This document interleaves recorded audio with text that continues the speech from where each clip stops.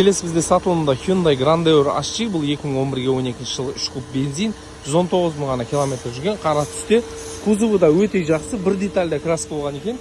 Қалған бәрі толықтай заводской окраста. Так, R17 диск резинасында қалдығы 90%. Сыртында айтарлықтай замечаниялары жоқ.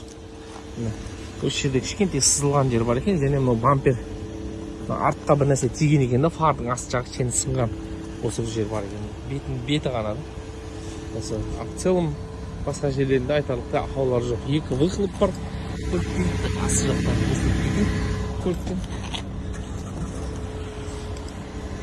Так, салонды келетін болсақ, екінші қатар бізде артқы управление мультимедии, обогрев сидений бар, заводской поликтарымен.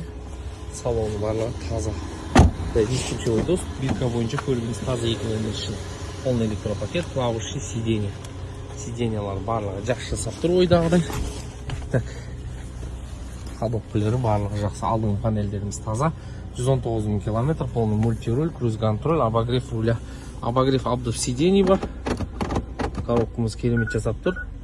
Артың көрінісіміз барлығы ойдағыдай жасап тұр екен.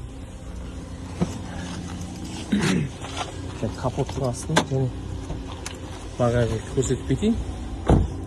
Бізде багажнигіміз.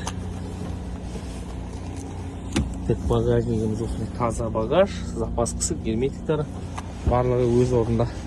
Көлікте просто мына бір жерде бұрышында мынау айна бір нәрсеге тиген да, сөйтіп мынау астында крылосы сәл осылай болып тұр да. Мына айна, бетінің айнасы ғана, асты тап-таза ше. Осы бетінің айнасы бір нәрсеге тиіп шытынап сынған екен да. Мына артыңғы болттарымыз бұралмаған. Так, алдыңғы капоттың астын көрсетіп кетейін. TDI мотор 3 кубпен, алдыңғы болттарымыз бұралмаған, таза.